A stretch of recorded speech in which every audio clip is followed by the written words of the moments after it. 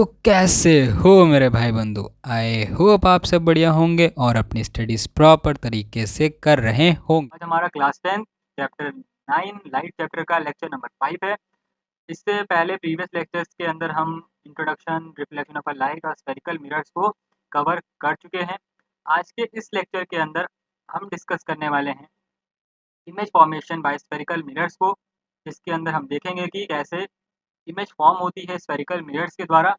ठीक है, चलिए विदाउट वेस्टिंग टाइम हम अपनी रीडिंग चालू करते हैं और एक्सप्लेनेशन को चालू करते हैं।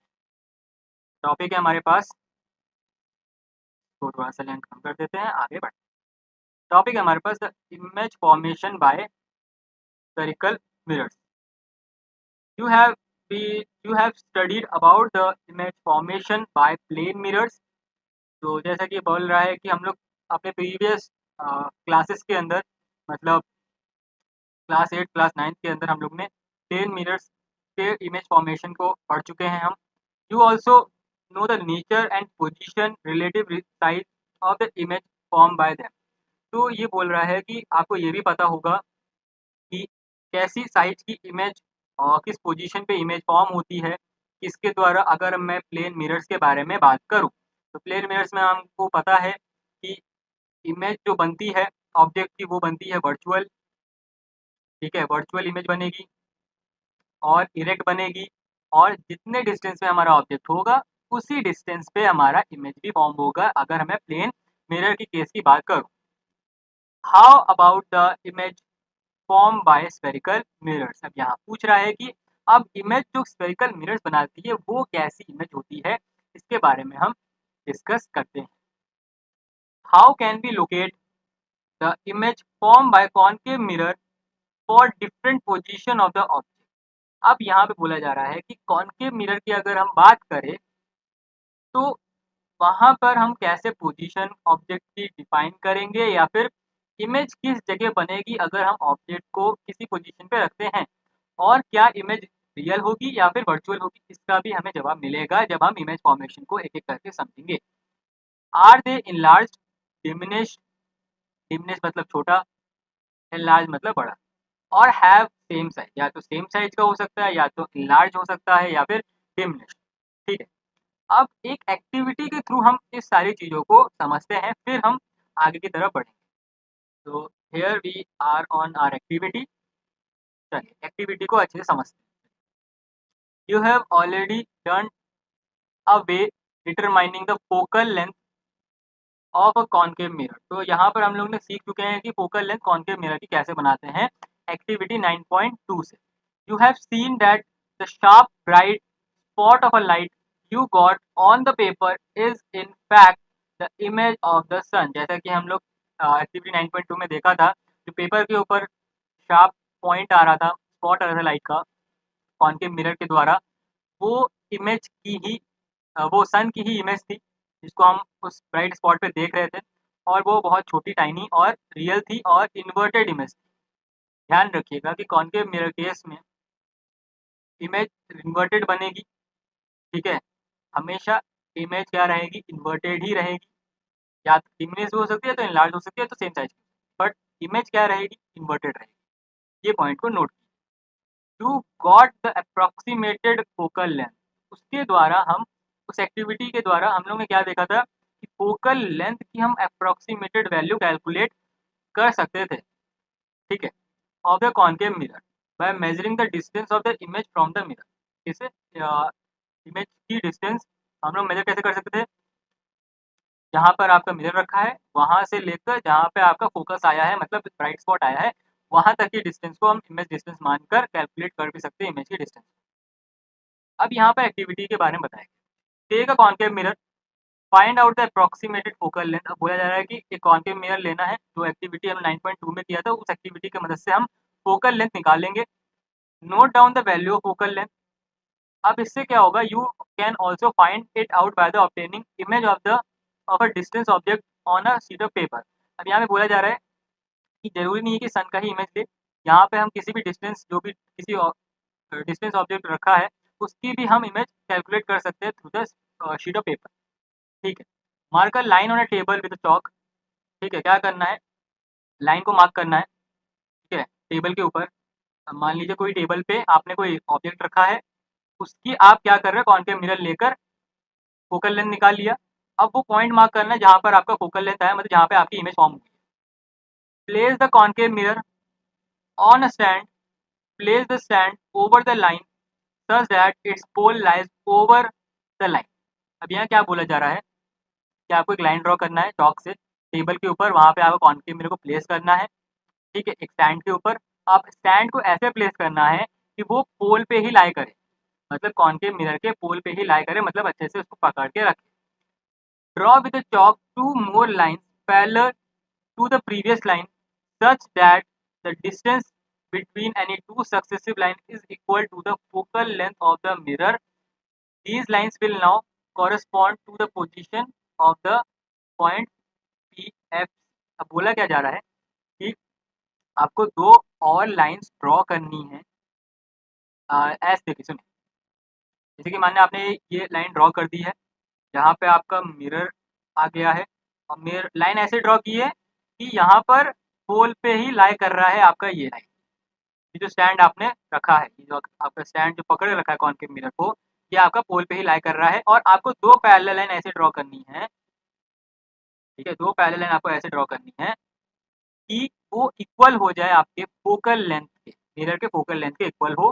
This line will now correspond the position of P F. ठीक है, अब यही लाइन आपके कॉरेस्पॉन्ड रहेगी किसके, प्रिंसिपल एक्सिस, फोकस और सेंटर ऑफ कर्वेचर, ठीक है, उसी से कॉरेस्पॉन्ड रहेगी। रिमेंबर, अब एक बात आपको ध्यान रखनी है, फॉर अ स्फेरिकल मिरर, जैसे कि मैंने आपको बताया था पिछले लेक्चर में कि अपर्चर हमेशा बहुत ही स्मॉल रहेगा। Principal focus lies midway between the pole and the centre of curvature. ये सारी बात हम टर्म्स वाले सेशन में क्लियर कर चुके हैं, जितने भी टर्म्स थे वो सारे हम डिस्कस कर चुके हैं। Keep a bright object such as burning candle at a position far beyond the center of curvature. Place a paper screen and move it front of the mirror till you obtain a sharp bright image of the candle flame on it. क्या करना है, वही सारी activity फिर से दोहरानी है। क्या करना है, आपको एक ब्राइट ऑब्जेक्ट रखना है स्पॉन के मिरर के सामने, कहाँ पर, beyond the centre of curvature, centre of curvature के पीछे रखना है कोई भी ऑब्जेक्ट को, ठीक है, कोई भी ऑब्जेक्ट को सेंटर ऑफ कर्वेचर के पीछे रखना है। और आपको एक पॉइंट पे शीट ले लेनी है पेपर की, ठीक है, और ऑब्जर्व करना है कि ब्राइट स्पॉट कहाँ पर आ रहा है। जहाँ पर आपका ब्राइट स्पॉट मिल जाएगा, ऑब्जर्व द इमेज, इमेज को ऑब्जर्व कीजिए और सारी चीज़ों को नोट डाउन कीजिए। नेचर कैसा है, पोजीशन कहाँ पर है, साइज कैसा है, ठीक है, ऑब्जेक्ट से बड़ा है या छोटा है, वो साइज आपको चेक कर लेनी है।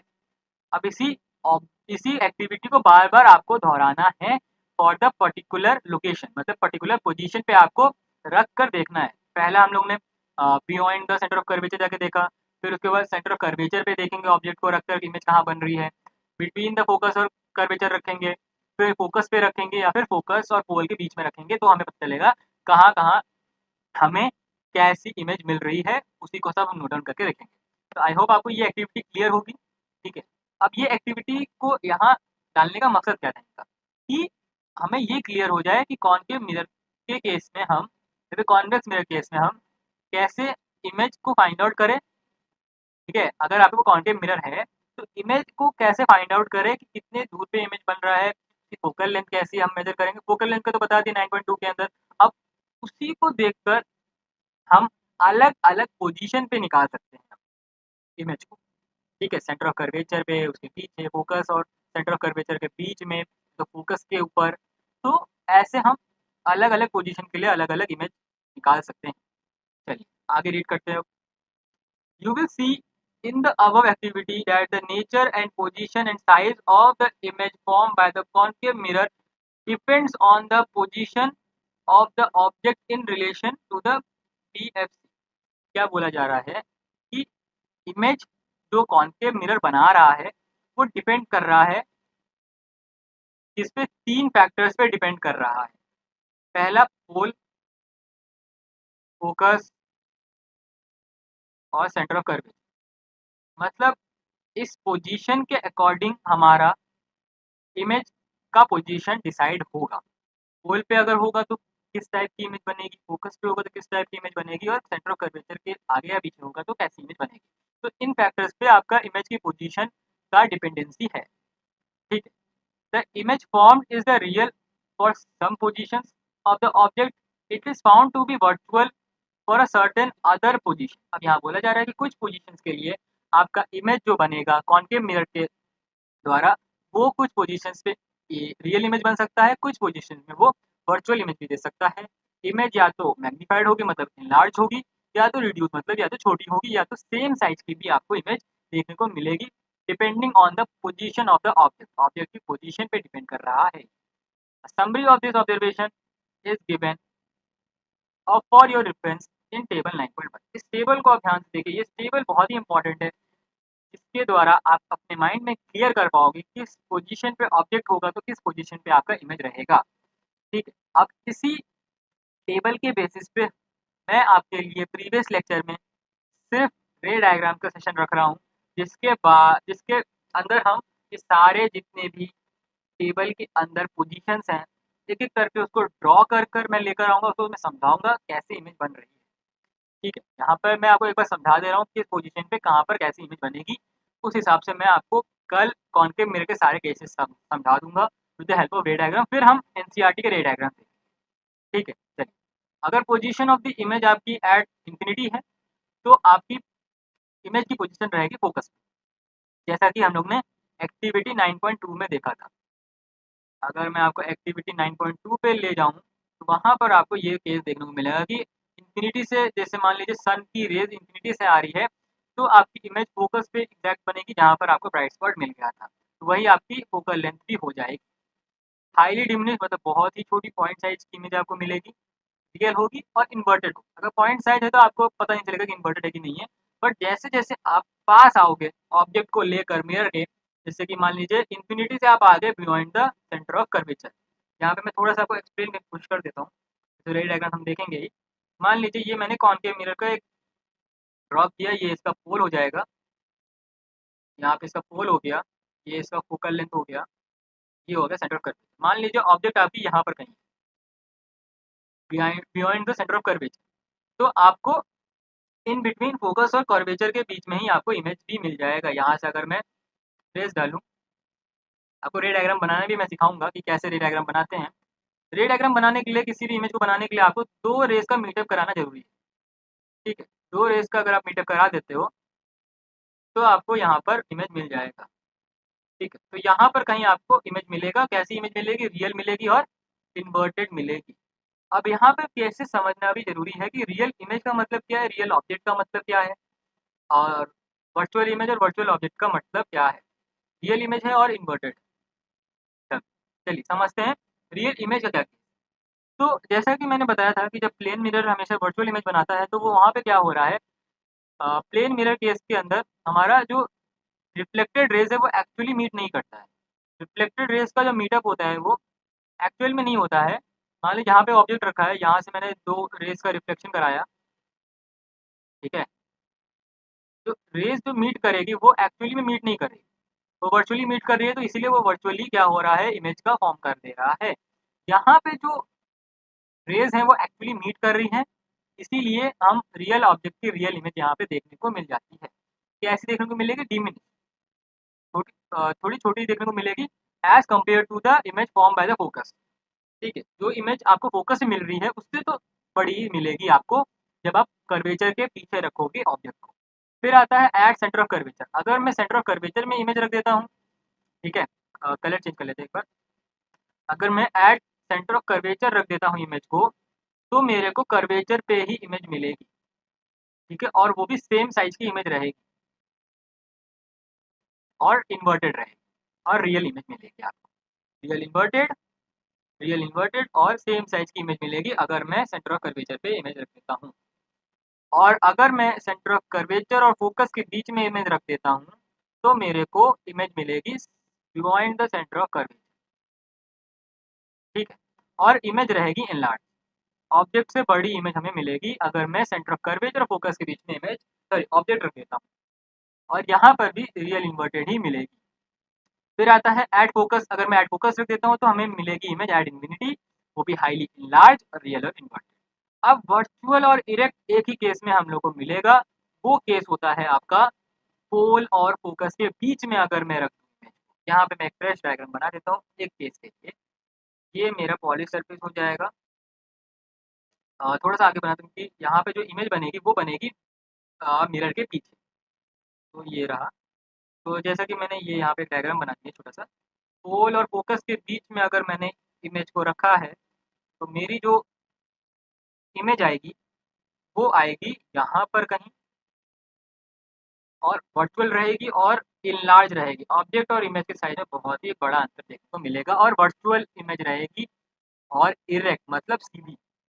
यहाँ पे इन्वर्टेड बन रहा था, जितने भी रियल इमेज के बन रहे थे, वो इन्वर्टेड बन रहे थे कॉन्केव मिरर केस में। यहाँ पर क्या रहेगा आपका डायरेक्ट रहेगा। आई होप आपको ये टेबल के जितने पॉइंट समझ आए होंगे। जब मैं रे डायग्राम बताऊँगा तो वहाँ पे आपको अच्छे से कॉन्सेप्ट क्लियर हो जाएगा। ठीक है? तो that's it for today's lecture. अगले लेक्चर में मिलते हैं ढेर सारे रे डायग्राम के साथ और तब तक के लिए आपको क्या करना है, 3 स्टेप फॉलो करना है, चैनल को सब्सक्राइब करना है। अगर आप नए हैं इस चैनल पे तो चैनल को सब्सक्राइब कर दीजिए और जो ओल्ड स्टूडेंट है उनको क्या करना है, लाइक करना है और वीडियो को शेयर करना है। तो मिलते हैं आपको नेक्स्ट लेक्चर में, तब तक के लिए बाय-बाय।